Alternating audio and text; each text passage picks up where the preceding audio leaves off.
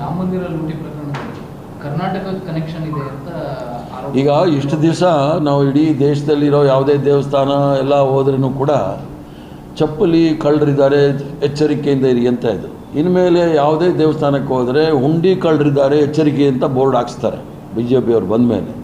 ನಾವು ಹೇಳ್ತಾ ಇರೋದೇನು ಅಂದರೆ, ರಾಮನ ಹೆಸರಲ್ಲಿ ಇವರು ಲೂಟಿ ಹೊಡಿತಾ ಇದ್ದಾರಲ್ಲ, ಇದುವರೆಗೂ ಯಾರನ್ನಾದರೂ ಕ್ರಮ ತೆಗೆದುಕೊಂಡಿದ್ದಾರೆ? ಇಷ್ಟು ನಿಧಾನವಾಗಿ ಹೋಗೋದು ಯಾಕೆ? ಆಮೇಲೆ ಗತಿ ಸ್ಪೀಡಲ್ಲಿ ಹೋಗ್ತಾ ಇದ್ದಾರೆ, ವೇಗದಲ್ಲಿ ಹೋಗ್ತಾ ಇದ್ದಾರೆ.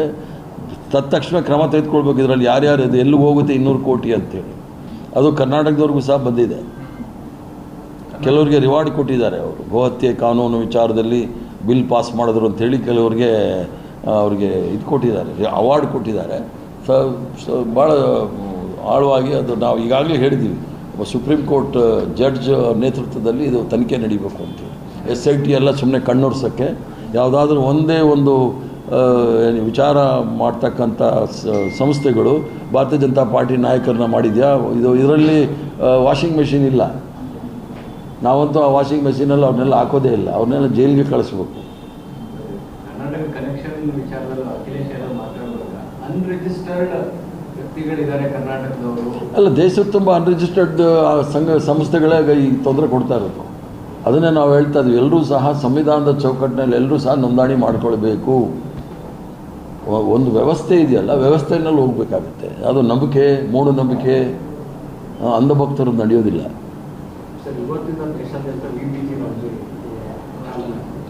ನೀವು ಕೂಡ ವಿರೋಧ ಮಾಡಿ ಕರ್ನಾಟಕ ಒಂದು ರೀತಿ ಇದೇನು ರಾಜ್ಯಗಳ ಮೇಲೆ ಕಾಂಗ್ರೆಸ್ ರಾಜ್ಯಗಳನ್ನ ಟಾರ್ಗೆಟ್ ಮಾಡಿದ್ದಾರೆ ಅಂತ.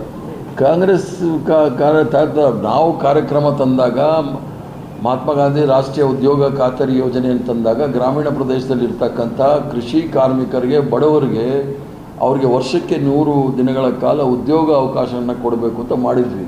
ಇವ್ರು ತಂದಿರೋದು ಉದ್ಯೋಗ ಅವಕಾಶಗಳನ್ನೆಲ್ಲ ಮುಗಿಸೋಕ್ಕೆ. ಯಾಕಂದರೆ ಅವರು ಬಂಚ್ ಆಫ್ ಥಾಟ್ಸ್, ಗೋಲ್ವರ್ಕರ್ ಅವರ ಸಿದ್ಧಾಂತನೇ ಅದು, ಬಡವರ ಬೆನ್ನು ಮುರಿದ್ರೆ ಅವರೆಲ್ಲರೂ ನಮ್ಮ ಗುಲಾಮರಾಗಿರ್ತಾರೆ ಅಂಥೇಳಿ ಮನಸ್ಸನ್ನ ಗುಲಾಮರಾಗಿ ಮಾಡಲಿಕ್ಕೆ ಇದೊಂದು ಮೊದಲನೇ ಹೆಜ್ಜೆ ಇಟ್ಟಿದ್ದಾರೆ. ಅದೇನೋ ಜಿ ರಾಮ್ಜಿ ಮಾಡಿಕೊಂಡು.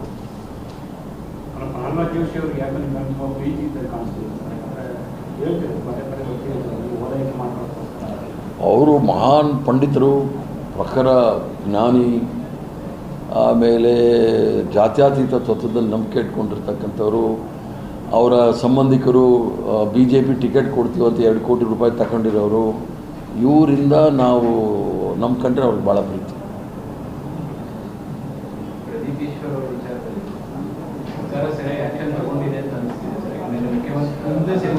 ಅದೀಗಾಗಲೇ ಅದ್ರ ಬಗ್ಗೆ ಭಾಳಷ್ಟು ಚರ್ಚೆ ಮಾನ್ಯ ಮುಖ್ಯಮಂತ್ರಿಗಳು ಹೇಳಿದ್ದಾರೆ, ನಿಕಟಪೂರ್ವ ಮುಖ್ಯಮಂತ್ರಿಗಳು ಸಹ ಹೇಳಿದ್ದಾರೆ. ಆದರೆ ಅಷ್ಟಕ್ಕೆ ಚರ್ಚೆಗೆ ಬಿಟ್ಬಿಡೋದು ಒಳ್ಳೆಯದು. ಸರ್ಕಾರದಲ್ಲಿದ್ದರೆ ಯಾರೋ ಹಲ್ಲೆ ಮಾಡಬಾರ್ದು ಅಂತಿದೆಯಾ? ಕೆಲವರು ಕಾನೂನು ಕೈಗೆ ತಗೊಂಡ್ಬಿಡ್ತಾರೆ, ಏನೂ ಮಾಡೋಕ್ಕಾಗೋದಿಲ್ಲ. ರಾಜಕಾರಣದಲ್ಲಿ ಸ್ವಲ್ಪ ಡೀಸೆನ್ಸಿ, ಸಭ್ಯತೆಯನ್ನು ಮೇಂಟೈನ್ ಮಾಡ್ಕೋಬೇಕು, ಕಾಪಾಡ್ಕೊಳ್ಬೇಕಾಗತ್ತೆ. 2 ಕಡೆನೂ ಮಾಡ್ಕೋಬೇಕಾಗತ್ತೆ. ಆಗಿದೆ, ಯಾರು ಹಿಂಸೆಗೆ ಅವಕಾಶಗಳು ಕೊಡಬಾರ್ದು.